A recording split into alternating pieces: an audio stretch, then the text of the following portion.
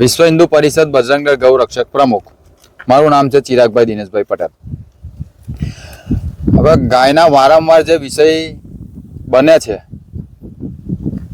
કમ્પ્લેનો આવે છે, ફોનો આવે છે કે ગાય માતાને આવું થયું, એની સેવા બી થાય છે, અમારા ગૌ રક્ષકો તરફથી સેવા બી કરવામાં આવે છે.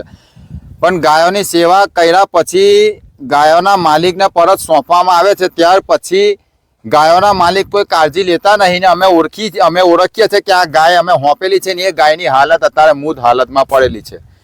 અને બીજો વિષય 4 દિવસ પહેલા જે વાછરડું ટંકારી ભાગોળ જે વિષય બન્યો તો વાછરડાનો, બહુ ગંભીર હાલત હતી. એને આપણા છોકરાઓએ સેવા કરી, ઊભું કર્યું, ગાયના માલિકને સોંપી દીધું તો ગાયના માલિકના ઘરના ઓંગળે મરી ગયું. એને હોવા છતાં આ બનાવ બન્યા પછી બી ગાયના માલિકોને જાણ કરવા છતાં બી કે ગાયને દફન કરજો, તે છતાંય આ લોકોએ આ પોઝિશનમાં નાખી દીધેલું છે. અને અહીં જોયું અમે ત્યારે એક નહીં અમોને આ બીજું કબ્રસ્તાન જોવા મળ્યું કે જેવું આપણું છે એવું આ ગાય માતાનું કબ્રસ્તાન આ લોકોએ બનાવી દીધેલું છે. અને જે બી નેતાઓ જો ખરેખર ભલામણ કરવા જતા હોય તો હારા કોમે જાઓ, ખોટા કોમે સાથ ના હાલો. તમારા બેદરકારી, તમારા સપોર્ટના લીધે જ આ બધો બનાવ બને છે. એટલે આ બધો વિષય ધ્યાનમાં લેજો ને આની અમે કાયદેસર પગલાં લેવામાં આવશે. આ બાબતે માલધારી સમાજના આગેવાનોને તમે રજૂઆત કરી હોય એવું?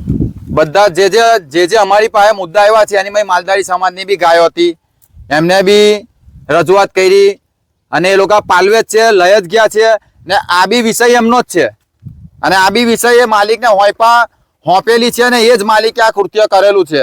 અને આની પહેલા આ જ માલિકને જ્યારે ગાય માતાનું એક્સિડન્ટ થયું હતું ત્યારે ગાય માતાની દવા કરવાના પૈસા બી આપવાવાળા હતા, પ્લસ કે માલિકે જાતે દાન બી કર્યું હતું પાંજરાપોળમાં પૈસાનું. અને એ જ માલિકે આ કૃત્ય કર્યું છે. હવે આની હોમે આનો જવાબદાર કોણ?